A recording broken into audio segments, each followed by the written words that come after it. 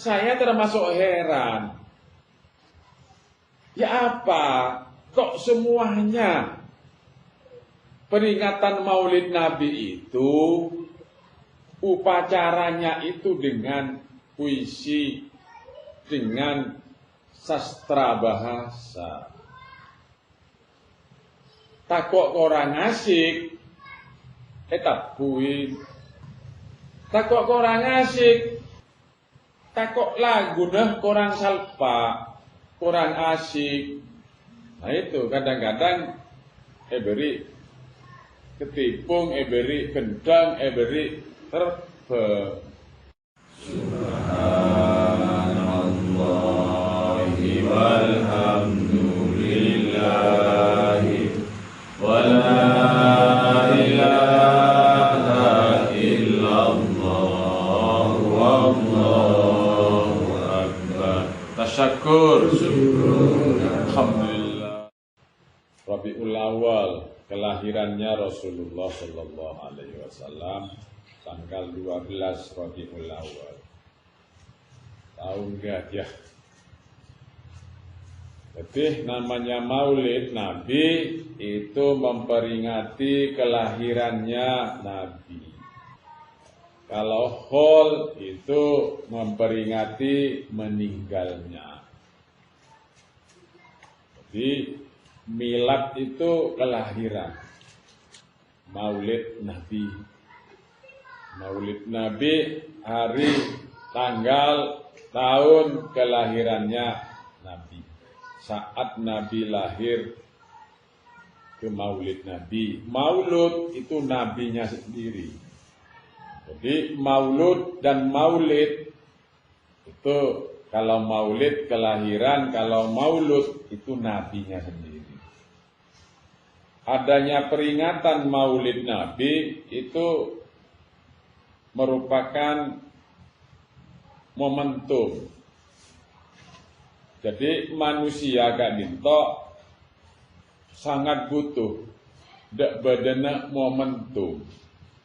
Karena manusia gak dintok sering lupa, sering hilang untuk memberi ingatan, untuk memberi pelajaran supaya tidak sampai lupa. Maka perlu bedanya momentum. Apa itu tahunan, apa itu bulanan, apa itu harian. Jadi momentum itu bisa diulang-ulang. Momentum itu suatu pengingat pada sesuatu peristiwa atau keadaan yang penting supaya manusia ini tidak lupa, hilang ingatannya, maka perlu bedana momentum. Seperti Allah mewajibkan, mensyariatkan ibadah puasa. Kalau umat Muhammad kewajiban puasa itu di bulan Ramadan sepenuh Ramadan. Jadi dalam setahun, satu bulan kadinto dijadikan momentum. Dijadikan momentum dari 12 bulan, satu bulan. Itu dijadikan momentum oleh Allah. Maksudnya dari 12 bulan, sebulan itu manusia kadinto servis, manusia kadinto training, takok mengalami penurunan kualitas kemanusiaannya. Takok mengalami penurunan terhadap kualitas keimanannya. Maka perlu. Itu ibaratnya mobil, kendaraan, sepeda motor. Jadi kalau dipakai terus-menerus, bisa jadi aus, bisa jadi beda kelemahan, beda kekurangan, beda kerusakan. Namanya makhluk, itu bisa terjadi adanya pergeseran, perubahan tentang masalah kualitasnya. Itu, atau orang tepak, bergeser, lorga, dan lain sebagainya. Maka perlu bedana suatu servis, kontrol. Maka menusah umat Muhammad kadinto diperintahkan wajib apa sah sebulan Ramadan. Training istilah. Jadi bagaimana keimanan, kebersihan, keikhlasan, kesungguhan, ketabahan tadi takut mengalami kelunturan. Maka ditraining oleh Allah full sebulan penuh. Jadi bagaimana sebulan penuh itu menjadi normal seperti kendaraannya. Normalnya segalanya, mesin dan segala sebagainya itu seperti kendaraan Gianyar. Jadi bagaimana manusia itu sebulan full itu tercapai, kembali kepada asal penciptaan manusia itu dicipta dalam keadaan fitrah. Sebulan itu ditraining. Ini bagaimana jiwa itu mampu menjadi komandan. Jiwa itu mampu menjadi imam, jadi pimpinan dalam diri. Maka dalam puasa itu betul-betul terlatih. Sebulan full. Jadi siang hari berpuasa, nemu es, nemu jak, nemu soto, nemu bakso, nemu rokok, nemu apa. Katanya jiwa, tidak boleh. Katanya nafsu, lapar. Katanya jiwa, belum waktunya. Katanya nafsu, haus. Betul-betul haus ini.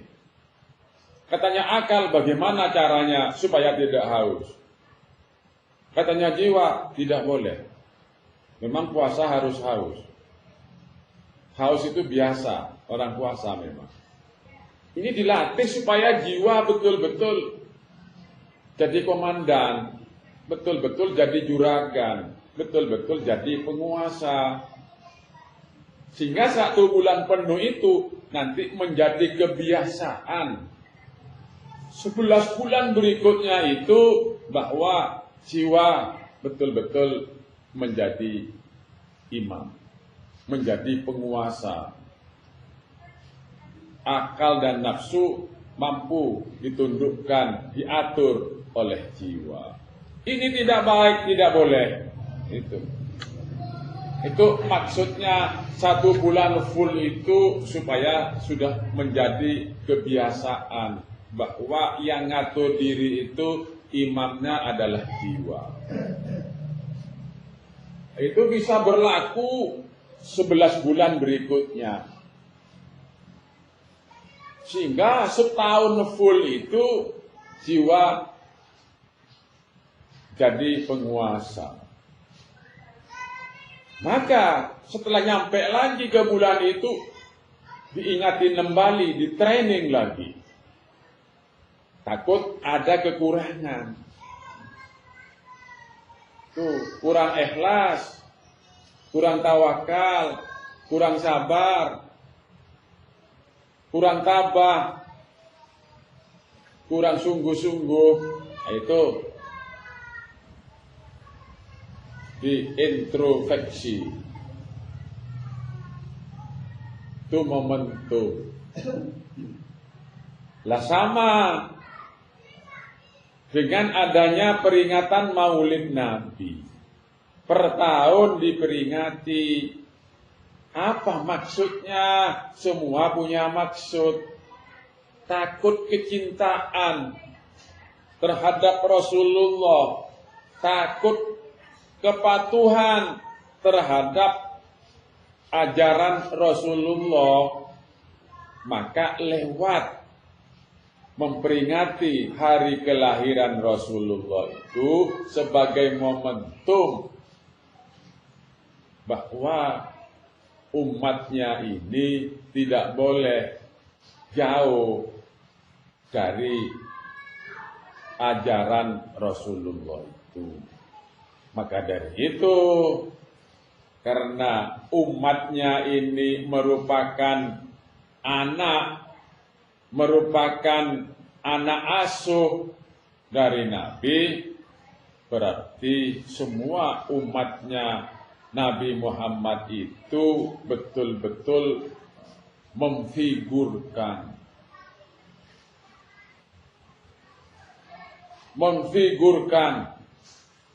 Maksudnya memfigurkan itu bahwa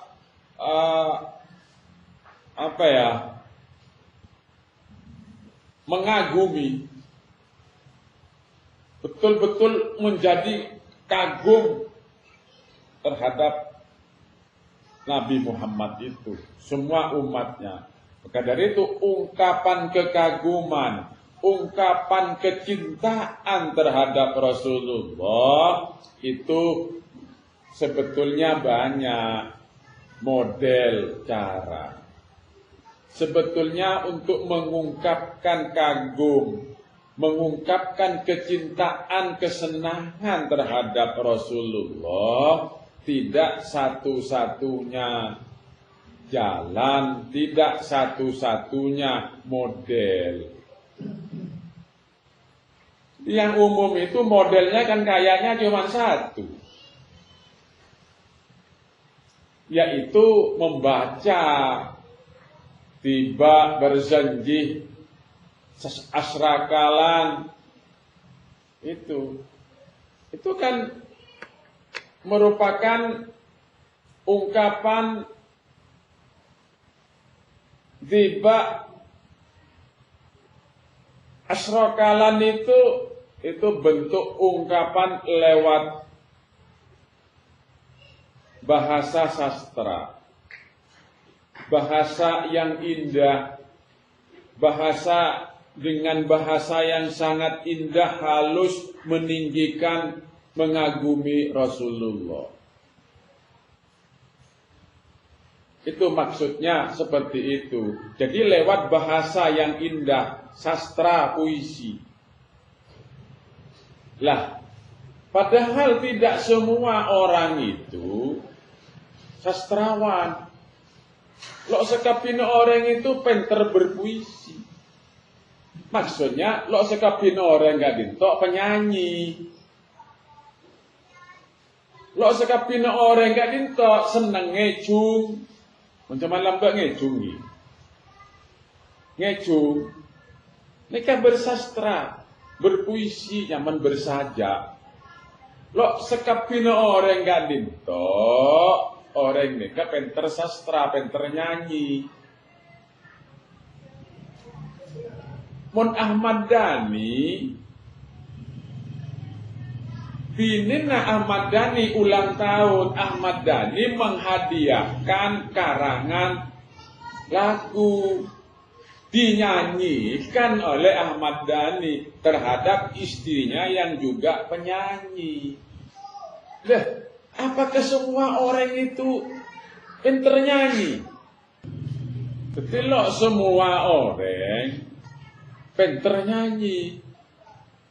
Kan sebenarnya penyanyi untuk mengungkapkan rasa cintanya, rasa kagumnya terhadap istri atau terhadap suami, kan lo mesti mau nyanyi ya.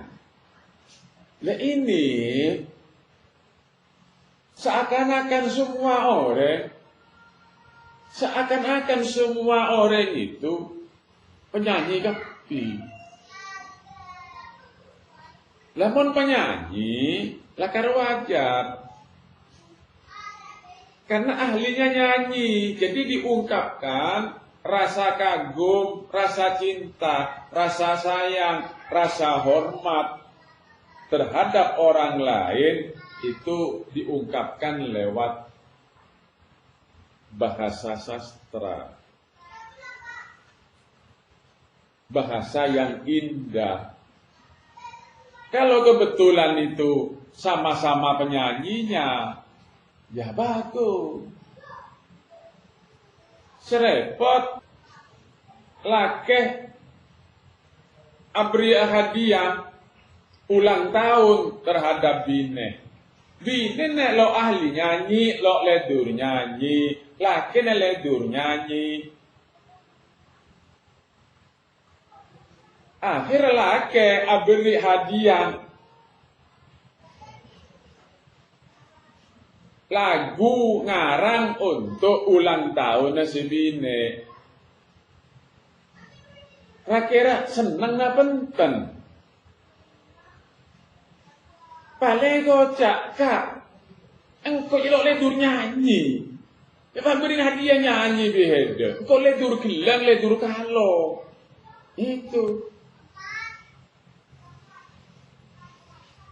Jadi saya termasuk heran. Ya apa?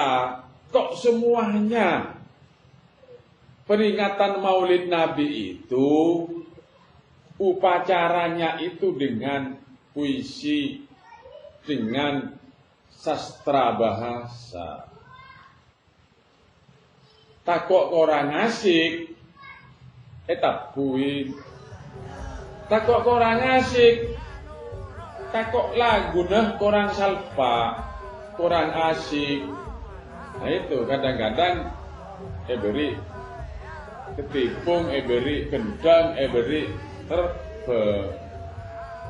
Itu lo salah. Lo salah.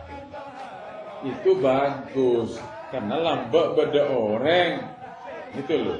Untuk mengungkapkan kecintaan terhadap Rasulullah, rindunya terhadap Rasulullah itu diungkapkan lewat bahasa sastra.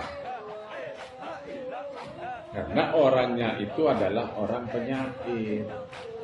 Serepot membene penyair. Di mestinya bentuk model peringatan Maulid Nabi itu tidak satu-satunya dengan ungkapan bahasa, sastra, puisi, nyanyian. Itu loh, bersenandung, bersyair. Itu bagus. Tapi kalau orang tidak biasa syair, dia tidak pasti tertarik. Padahal ungkapan cinta kepada Rasulullah itu banyak modelnya. Bisa berwujud gerakan membantu orang sakit. Gerakan membantu orang miskin. Itu bentuk peringatan Maulid. Modelnya bermacam-macam. Bentuk bisa pengabdian terhadap masyarakat. Banyak sebetulnya. Jadi ini suatu keanehan sebetulnya. Jadi orang ini kadang-kadang latah mengungkap, mengingatin orang yang dikagumi. Itu tidak satu-satunya lewat lagu. Lewat lagu. Itu menurut saya itu kalau lewat lagu itu penyanyi. Apalagi ditambah lagi adanya gantungan-gantungan. Apalagi ditambah lagi adanya royoan. Ini tidak mencerminkan Maulid Nabi. Ada perbuatan atau tindakan-tindakan dalam peringatan Maulid itu sesuatu yang tidak sopan. Itu tidak menunjukkan akhlak Nabi. Itu justru kontradiksi dengan bentuk Maulid itu, peringatan itu. Mestinya bentuk peringatan Maulid itu betul-betul uswatun hasanah. Betul-betul menunjukkan percontohan terhadap akhlak Nabi. Loh, kalau ada perbuatan yang tidak sesuai dengan akhlak Nabi, ini kan kontradiksi. Kurang sopan. Itu tidak ada sopan santun. Ini kontradiksi. Karena peringatan Maulid itu mestinya laqad kana lakum fi Rasulillahi uswatun hasanah. Liman kana yarjullaha wal yaumal akhirah wa dzakarallaha katsira. Mestinya mengingat kepada ayat ini adanya Maulid itu, bahwa dalam diri Rasulullah itu ada suri tauladan yang baik, uswatun hasanah. Jadi harus mengingatin akhlakul karimah daripada Rasulullah. Bagaimana santunnya Rasulullah, bagaimana akhlak Rasulullah,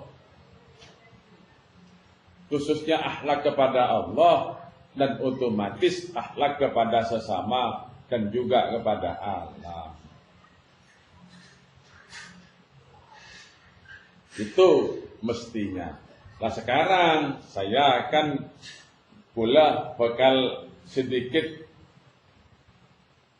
menyampaikan tentang mulai dari kelahiran Rasulullah.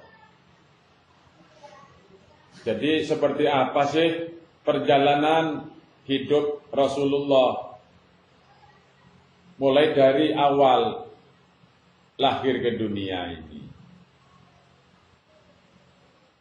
Ini sedikit harus kita jelaskan supaya menjadi pelajaran bagi umatnya. Jadi Rasulullah ini dilahirkan dalam keadaan yatim. Di sebelum lahir dalam kandungan Rasulullah sudah wafat bapaknya. Orang tua lakinya sudah wafat. Lahir dalam keadaan yatim. Begitu umur 7 tahun, Nabi Muhammad yatim piatu. Ibunya pun juga wafat. Nah, ini saya sedikit terangkan lewat satu surat dalam Al-Quran, yaitu Ad-Duha. Jadi di surat Ad-Duha ini ada kalimat yatim. A'udzu billahi minasyaitonir rajim. Wad-duha wal-laili idza saja ma wadda'aka rabbuka wa ma qala walal akhiratu khairul laka minal ula wala sawfa yu'tika rabbuka fatarda alam yajidka yatiman fa'awa wa wajadaka dhallam fahada wa wajadaka 'ailan fa'aghna fa ammal yatima fala taqhar wa ammas sa'ila fala tanhar wa amma bi ni'mati rabbika fahaddits. Jadi Allah bersumpah dengan waktu duha dan juga waktu malam. Wadduha wal laili idza saja. Jadi demi itu adalah sumpah. Maksudnya apa? Allah mengatakan demi itu. Maksudnya menunjukkan betul-betul serius. Betul-betul sungguh-sungguh. Wadduha wal laili idza saja, demi waktu duha dan demi waktu malam apabila telah sunyi. Allah bersumpah. Sebetulnya duha itu waktu, walaili itu juga waktu. Jadi seringkali waktu itu dijadikan media sumpah oleh Allah. Wal asri, demi waktu asar. Maksudnya demi waktu. Di wadduha wal laili idza saja, demi waktu. Ini serius loh katanya Allah. Jadi saya menyampaikan ini adalah sesuatu yang serius. Maka diawali dengan wadduha wal laili idza saja. Apa itu? Ma wadda'aka rabbuka wa ma qala. Jadi pertama, setelah kata sumpah, kalimat sumpah itu yang muncul ma wadda'aka rabbuka wa ma qala. Yang dimaksud dengan sungguh-sungguh Allah itu apa? Ma wadda'aka rabbuka wa ma qala. Maksudnya adalah Tuhan Allah itu tidak meninggalkan, tidak mengabaikan Nabi Muhammad dan juga tidak benci terhadap Nabi Muhammad. Jadi kalimat ini penting. Jadi yang dimaksud, kenapa sih Nabi Muhammad kok dilahirkan sebelum lahir sudah orang tuanya meninggal? Takut ada anggapan setelah umur 7 tahun juga ibunya meninggal, yatim piatu. Apa maksudnya kok begitu? Jangan sampai ada suudzon. Maka dikatakan wadduha wal laili idza saja, ma wadda'aka rabbuka wa ma qala. Qala itu benci, tidak ada kebencian, tidak ada ketidaksukaan. Jadi maksud dari ayat ma wadda'aka rabbuka wa ma qala, jangan sampai sedikit pun, secuil pun manusia itu suudzon terhadap Allah. Kenapa saya ini kok dalam keadaan yatim? Kenapa saya ini dalam keadaan tidak punya? Kenapa saya ini kok dilahirkan dari bapak ibu ini? Ini tidak boleh. Menyalahkan Allah atau timbul tanya kepada Allah, terbesit sedikit pun suudzon, tidak boleh. Ini kalimatnya seperti itu. Jadi Nabi Muhammad itu diperingatin jangan sampai merasa bahwa Nabi Muhammad itu tidak diopeni oleh Allah, tidak dipelihara, tidak diayomi. Jadi ma wadda'aka rabbuka wa ma qala. Berarti Nabi Muhammad itu betul-betul diawasi, diayomi, dilindungi dan juga dicintai. Karena Allah itu Maha Rahman, Maha Rahim. Ini kalimat pertama yang muncul itu. Jadi maksudnya manusia ini tidak boleh ada suudzon sama Allah. Sebab kalau sedikit pun ada suudzon, manusia tidak bisa bersyukur. Kalau manusia sudah tidak bisa bersyukur, Inna adabi lasyadid. Diadab oleh Allah.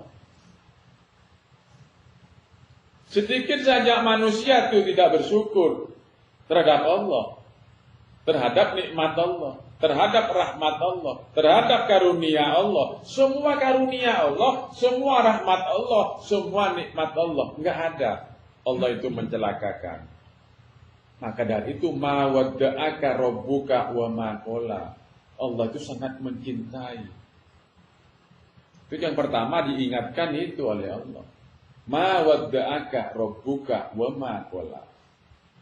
Tidak meninggalkan, tidak. Jangan sampai suudzon. Maka dari itu orang hakikat selalu husnudzon. Orang hakikat tidak ada kata lain kecuali syukru ilallah. Nah, kata lain tidak ada kecuali itu. Nah, ini kan diperingatin. Lah kalau orang ada sedikit suudzon terhadap Allah, enggak bisa syukru ilallah.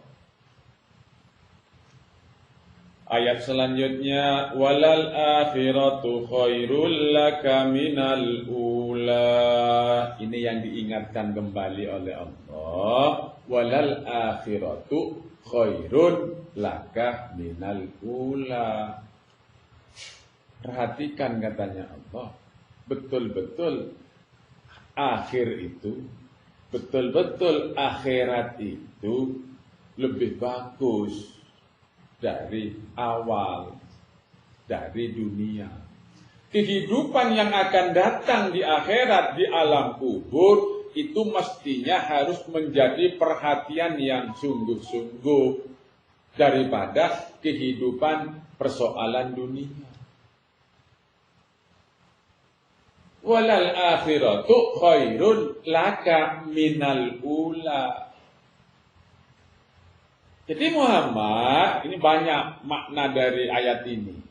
Di antaranya, Muhammad, dari awal kamu ini dilahirkan dalam keadaan bapaknya tidak ada, umur 77 tahun, kamu ibunya meninggal.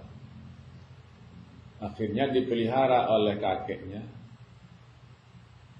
Abdul Muthalib. Setelah itu meninggal juga, dipelihara oleh pamannya Abu Thalib. Sejak kecil sudah lontang-lantung. Tapi jangan sampai timbul kamu ini suudzon. Justru itu Allah cinta. Supaya apa? Kamu merasakan betul bagaimana rasanya kalau orang sejak kecil itu bapaknya enggak ada, setelah itu ibunya enggak ada. Keadaan yang seperti itulah betul-betul nanti kamu ini akan menjadi orang yang sempurna. Coba bayangkan kalau kamu itu lahir dari anaknya seorang raja. Mulai sejak kecil sudah ditimang-timang. Serba ada. Tidak pernah kesulitan. Tidak akan pernah tahu rasanya bagaimana kasih sayang terhadap orang lain. Bagaimana perasaannya orang yang menderita, yang kekurangan. Itu tidak bisa merasakan secara langsung. Maka dari itu, walal akhiratu khairul laka minal ula. Jadi dari awalnya kamu ini menderita semacamnya. Itu bukan penderitaan, itu sebetulnya adalah didikan, training. Tanpa di-training begitu, tidak bisa manusia ini. Nah, itu maksudnya. Walal akhiratu. Nanti di akhirnya kamu akan menemukan betul itu. Karunia Allah, rahmat Allah, nikmat Allah. Berangkatnya dari itu. Maka dari itu diperhatikan. Walal akhiratu khairun laka minal ula. Makna yang lain, walal akhiratu khairun laka minal ula. Kehidupan ula dunia itu sebetulnya enggak penting. Yang penting itu, yang baik itu adalah kehidupan akhirat. Walal akhiratu khairun. Kehidupan di akhirat itu sesungguhnya kehidupan di dunia ini tidak. Maka kamu jangan sampai tertipu dengan kehidupan dunia. Dunia itu adalah lahwun walaibun. Dunia itu adalah mata'ul ghurur. Mata'un itu sekilas, ghururun itu adalah menipu. Maka dari itu diperhatikan walal akhiratu khairun laka minal ula. Dunia, hidupan dunia ini katanya orang tasawuf, orang hakikat. An-nasu niyamun fa idza mata intabahu. Kehidupan dunia ini seperti orang tidur bermimpi. Wa idza mata intabahu. Maka begitu mati dia bangun dari tidurnya, dari mimpinya. Maka dari itu mimpi ini sebetulnya tidak penting karena tidak sungguhan. Jadi mimpi ini dalam tidur. Jadi an-nasu niyamun fa idza matu intabahu. Maka dari itu kalimat ini betul-betul jelas. Walal akhiratu khairul laka minal ula. Ula ini kehidupan dunia ini adalah dalam keadaan mimpi. Itu yang namanya mimpi itu tidak sungguhan. Maka dari itu jangan tertipu dengan kehidupan dunia. Jadi semua aktivitas dunia itu untuk akhirat. Maksudnya seperti itu. Walal akhiratu maksudnya aktivitas apa saja di dunia ini dalam maksud adalah akhirat. Tidak berarti meninggalkan dunia yang dimaksud. Silakan di dunia ini kerja keras, tapi maksudnya itu adalah akhirat. Jangan sampai untuk dunia. Kerja keras, banting tulang di dunia itu dalam rangka tujuannya adalah kehidupan akhirat. Itu namanya walal akhiratu khairul laka minal ula. Ayat 4-nya wala saufa yu'tika rabbuka fatardha. Nah, kalau kamu tidak tertipu, maka kamu nanti wala saufa yu'tika rabbuka fatardha. Maka pasti kamu oleh Allah itu dilimpahi karunia dan kamu nanti akan merasa betul-betul puas. Kalau kamu ini targetnya akhirat, kamu kehidupan di dunia ini sudah betul-betul puas, nanti di akhirat pun itu dapat ridha Allah. Allah akan ridha. Diri dalam keadaan ridha. Itu. Selanjutnya yang keenam, alam yajidka yatimam fa'awa. Bukankah aku mendapatin kamu itu dalam keadaan yatim? Fa'awa, aku lindungi. Aku pelihara. Jadi yatiman fa'awa. Ini dimaksud kalimat ini jangan sampai manusia ini merasa kok saya dengan orang tua saya kurang diperhatikan. Maksudnya ini Allah yang memperhatikan. Alam yajidka yatiman fa'awa, Allah. Jadi jangan sampai aduh orang tua saya kok enggak, habis semua orang tuanya Allah yang memelihara. Jadi tidak usah bergantung kepada orang tua, maksudnya. Orang tua itu sekedarnya melaksanakan kewajiban amanah sesuai kemampuan. Si anak pun harus sadar. Sudah Allah yang memelihara. Nah, yatim itu apa? Nah ini. Jadi Nabi Muhammad itu adalah anak yatim. Tidak ada orang yatim. Dan disebut yatim itu adalah anak. Maksudnya anak ini belum dewasa itu disebut yatim. Kalau sudah dewasa tidak yatim. Kalau syariat yatim itu anak yang ditinggalkan oleh orang tua, salah satu atau keduanya. Itu menurut syariat. Kalau menurut hakikat, semua manusia jiwanya yang belum mandiri. Jiwanya yang belum matang. Jiwanya yang belum balik, maksudnya itu yatim. Ini menurut hakikat seperti itu. Umurnya 60, umurnya 70, tapi belum dewasa. Belum balik, itu disebut anak yatim.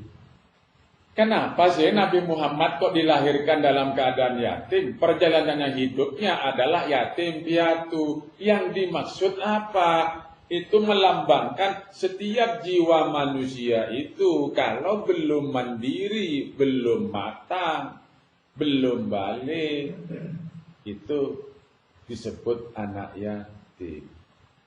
Itu menurut hakikat. Menurut syariat lagi, yang disebut balik itu, kalau syariat itu ukurannya itu binatang. Ukuran balik di fikih syariat itu ukurannya binatang, monyet. Kalau sudah haid, monyet perempuan, kalau sudah haid itu dianggap sudah dewasa. Jadi sama dengan manusia. Jadi manusia itu di fikih syariat itu ukurannya persis binatang. Jadi anak perempuan yang sudah haid itu disebut balik. Anak laki yang sudah mimpi basah disebut balik. Syariat ini kasar. Fikih syariat ini kasar. Jadi manusia itu dianggap binatang. Jadi ukurannya itu. Jadi kalau manusia sudah punya anak, ya sudah balik katanya fikih itu. Katanya hakikat. Sudah punya cucu pun, kalau belum matang jiwanya, belum balik.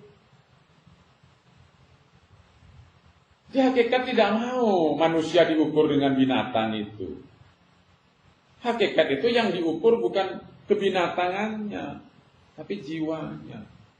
Jadi kalau jiwanya sudah mandiri, itu sudah betul-betul matang, mampu memilah, mampu memilih, mampu membedakan yang benar dan yang salah, mampu mengetahui mana yang baik, mana yang kurang baik, mampu menghitung dengan cara yang benar. Ditambahi lagi, hatinya sudah mulai berfungsi. Jadi ukuran dewasa, ukuran balik bagi hakikat itu yaitu ulul albab. Ukuran balik bagi hakikat itu adalah ulul albab, di mana jiwa mampu menggunakan otak luar dan otak dalam secara seimbang. Jadi hatinya sudah berfungsi. Tapi kalau otak luarnya saja, akalnya saja pinter, tapi tidak punya akhlak, itu belum disebut balik. Nah, karena belum balik, walaupun punya cucu, orang ini tidak wajib sholat. Tuh, yang wajib sholat itu orang yang sudah balik. Ini berat bagi hakikat. Ilmu hakikat itu berat. Ukuran balik itu bukan ukuran binatang, bukan ukuran monyet. Fikih syariat itu ukurannya itu binatang. Kalau sudah punya anak itu pasti balik, sudah dewasa. Di hakikat tidak, bukan ukuran itu. Umurnya 70 tahun. Tapi kalau orang ini tidak punya akhlak, itu berarti hatinya belum berfungsi. hanya otak luarnya saja. Itu disebut dengan yatim. Alam yajidaka yatiman fa'awa wa wajadaka dhallam fahada. Ini perhatikan, ada dua kutub, dua sisi. Wa wajadaka dhallan fahada. Jadi pertama, manusia itu sekalipun nabi itu disebut wa wajadaka dhallan fahada. Jadi pertama itu mengalami kebingungan. Manusia itu kalau belum matang, keimanannya belum matang, manusia itu akan bingung hidup. Dhallan, bingung. Fahada, maka kalau matang itu sudah berada dalam petunjuk Allah. Ini diwanti-wanti, manusia itu asalnya itu dhallan, bingung.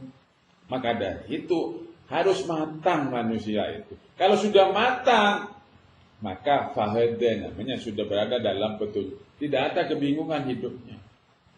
Jadi kalau orang hidupnya masih bingung, tidak mantap, tidak enak, tidak terentem, itu namanya belum dewasa.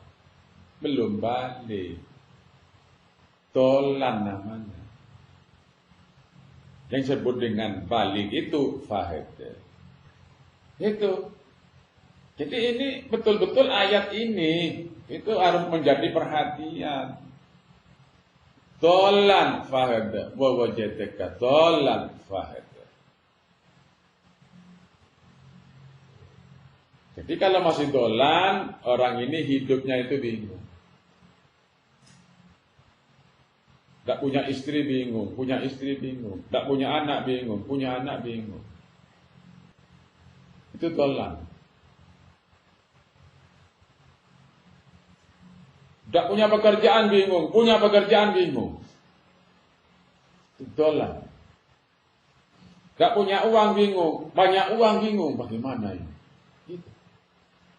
Itu dhallan. Maka jika fahada, tidak.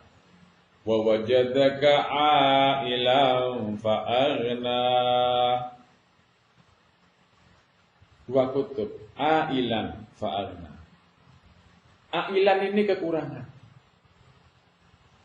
Fa'aghna kecukupan. Dua kutub. Jadi kalau orang ini ailan, orang ini serba kurang. Kebalikannya dari itu, aghna, ghani, kaya, cukup, berkecukupan. Jadi kalau orang dalam keadaan kekurangan, orang ini mesti bingung, tidak akan bisa bersyukur. Baru kalau fa'aghna. Jadi orang yang tidak matang itu mesti kurang terus. Orang yang kurang itu pasti gelisah. Orang yang tidak balik itu pasti gelisah. Karena belum cukup, belum matang jiwanya. Tapi kalau sudah fa'aghna, dewasa, udah, apa sih? Kita tinggal syukur aja. Nah, kalau orang sudah sampai kepada syukuru ilallah, selesai sudah fa'aghna itu. Tapi kalau sudah tidak fa'aghna, yaitu ailan, kekurangan. Jadi kalau orang masih yatim, itu mesti bingung, mesti susah. Dari itu kalau dewasa, hilang yatimnya. Yang kasihan itu umur 70 tahun masih yatim. Cucunya sudah 10, 15.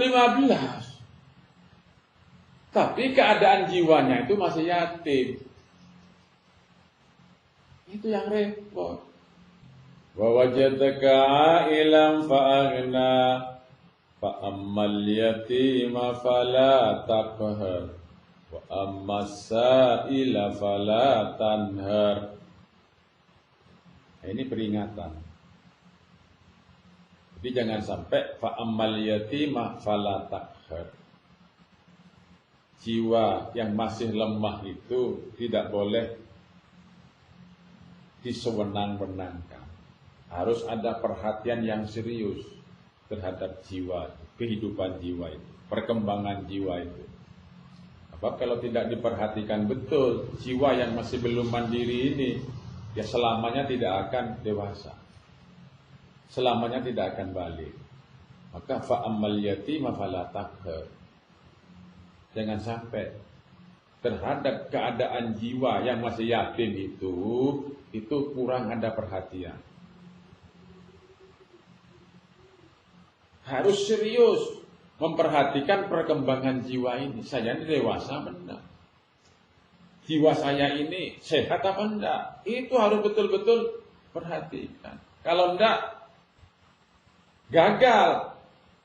Itu selamanya akan gagal. Maka dari itu fa'ammal yatimah fala taqhar. Tapi kalau syariat, anak yang tidak ada orang tuanya itu jangan disewenang-wenangi. Akhirnya salah asuh. Karena orang syariat tahunya itu terhadap anak yang tidak ada orang tuanya itu. Salah asuh, dimanja. Gak boleh dipukul loh anak yatim itu. Minta apa tuh dikasih.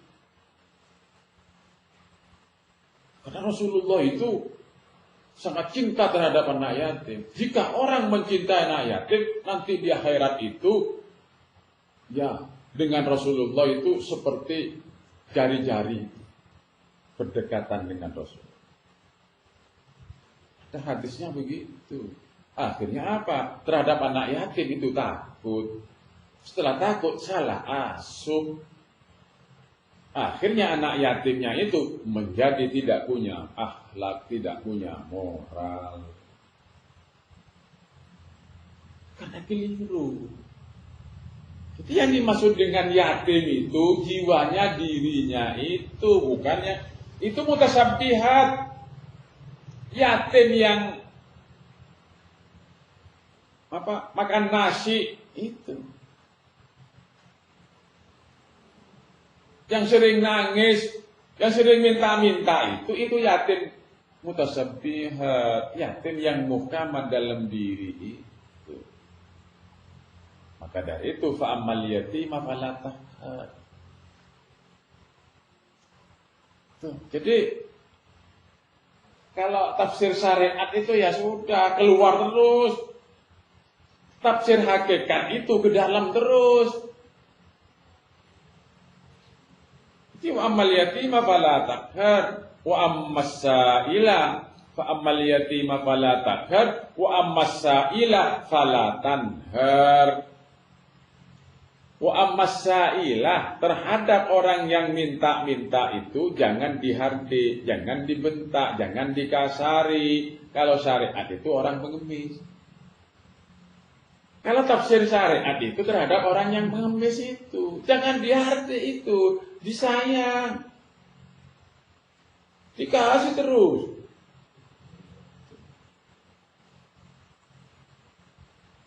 Kalau hakikat ke dalam, jiwa yang masih yatim, jiwa yang belum mandiri itu kekurangan. Minta-minta, minta asuh, minta didik, minta makan, minta minum, minta vitamin.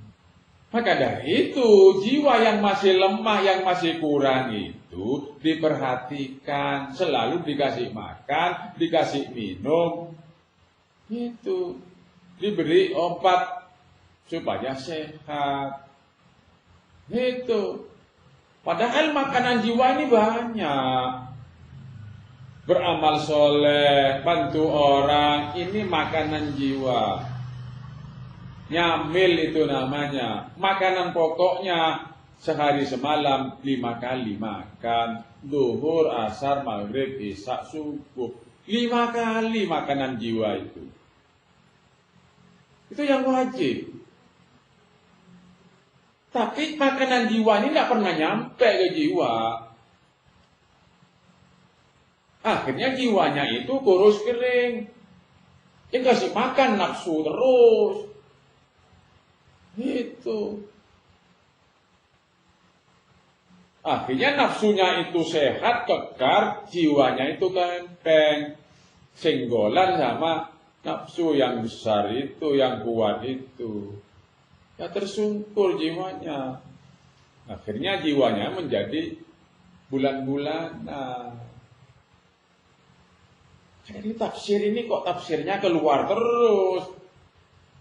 Jadi wa ammasaila fala tanhar. Jadi jiwa yang kurang makan itu jangan dibentak-bentak terus. Itu dikasih makan. Ngamil gitu. Masa 5 kali makan tidak kenyang. Zuhur itu 4 rakaat, sak berunjung. Rawon sak berunjung. 4 rakaat. Tapi karena nyendoknya itu nggak sampai. Disendok tapi luput. Akhirnya piringnya habis. Sak berunjung itu. Tapi tidak kenyang. Asar semeronjong lagi.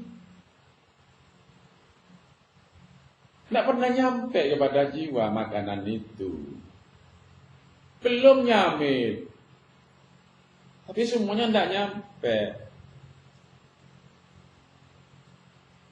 Akhirnya yang nyampe itu adalah nafsu. Makanan nafsu. Hiburan di TV itu makanan nafsu. Hiburan dengan ini, itu nafsu. Ini dan itu, semuanya nafsu. Wa ammasaila falatan. Mau nafsir Quran itu kok keluar terus. Jangan menghargai orang yang minta-minta. Ya. Ini maksud itu adalah jiwa dirinya itu. Kalau masih yatim itu pasti minta. Karena belum mandiri. Maka dari itu diperhatikan. Yang terakhir. Wa amma bi ni'mati rabbika fahaddits.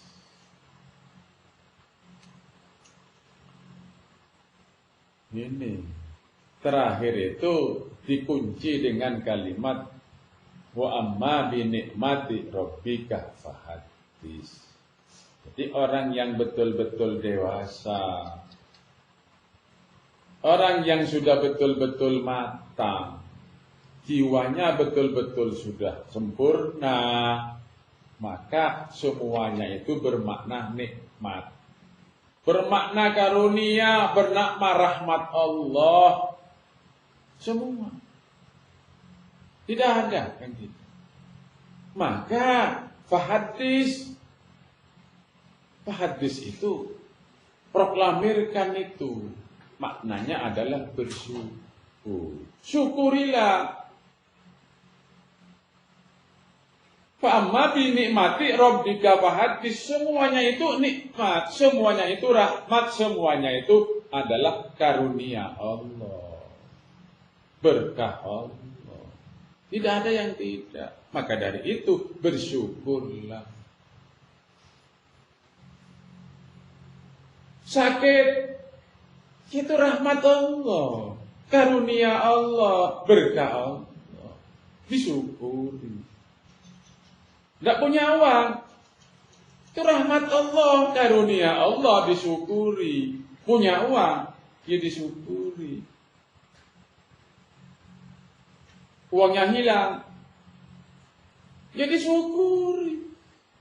Ketipu orang, ya disyukuri. Karena semuanya menganggap rahmat Allah. Itulah jiwa yang dewasa. Wa qila lil ladzina taqaw madza anzala rabbukum qalu khaira.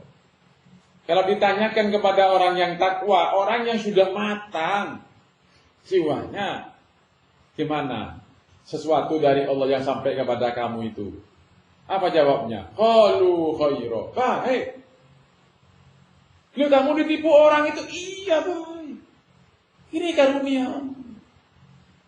Itulah orang yang takwa. Wa qila lil ladzina taqaw madza anzala rabbukum. Bagaimana dari Allah yang sampai kepada kamu? Keadaannya kamu begitu. Qalu khairan. Ada jawabannya cuma baik. Istrinya kamu cerewet begitu. Qalu khairan. Tetangganya kamu kayak begitu. Qalu khairan. Saudaranya kamu begitu itu, jahatnya seperti itu. Qalu khairan. Kamu selalu dihina begitu. Qalu khairan. Nah, itu sudah tidak yatim. Kesempurnaan tidak yatim itu adalah takwa. Maka saya mendirikan yayasan Darul Muttaqin. Sudah. Bus terakhir itu. Kalau nyampe kepada Darul Muttaqin, orang ini belum sembuh, belum dewasa, tidak bisa. Yatim selamanya. Katanya orang Madura, yatimnya apa? Yatim Mbak Naji. Nampak istilah ada. Yatim Mbak Naji. Gitu. Selalu yatim abadi. Kenapa Rasulullah kok dilahirkan dalam keadaan yatim? Ya itu maksudnya, simbol. Tapi tidak dijadikan pelajaran itu. Ya sudah yatim biasa itu. Karena tidak mengerti muhkamat mutasyabih. Sampai di sini. Sampai kan gak dintok. Bahasan Israel Maulid Nabi. Takok esangku ulelok teman amolot malam amolot. Nyata benar molot. Yang dimaksud Maulid Nabi itu adalah nilai-nilai Nabi, nilai-nilai Rasul itu lahir. Maulid itu lahir. Orang yang beramal soleh, baik hati, membantu orang lain, itu lahir. Maulid itu sifat Rasul lahir. Ini mestinya maulid itu setiap hari, setiap saat. Itu. Maulid itu. Kalau di Darul Muttaqin itu ya setiap saat itu pelajarannya maulid. Coba ada rumus 4, 4 dan 4. 2 dan 2 adalah 1. Itu maulid itu. 4 dan 4. Nah, itu. 4 yang pertama adalah apa? Siddiq, amanah, tabligh, fatona. 4 yang kedua adalah bayyinun, layyinun, qaribun, sahli. Itu lahir. Jadi selalu setiap saat itu hayyinun, setiap saat itu layyinun. Bahasanya bagus, tidak menyakiti orang. Selalu menyenangkan orang. Itu layyin. Qaribin, dengan siapapun itu merasa jadi keluarga, jadi saudara. Itu qaribin, familiar. Itu maulid namanya. Loh, kok acaranya rame-rame begini, tapi kok keluarnya sombong? Ini maulid yang mana? Itu enggak lahir namanya, enggak maulid. Itu namanya maulidnya Abu Jahal, Abu Lahab. Bukan maulidnya Nabi Muhammad. Itu. Maulidnya Nabi Muhammad itu orangnya tawadhu. Itu lahir sifat-sifat Nabi. Maulidnya setiap saat kalau orang hakikat. Sahlin, ada orang begini, oh begini, selalu memberi jalan keluar, selalu memberi solusi. Itu sahlin. Itu namanya maulid. Kok ada orang begini, wah kamu nanti apa? Ini tidak saklin ini. Orang tidak beri jalan keluar kok malah ditakut-takuti.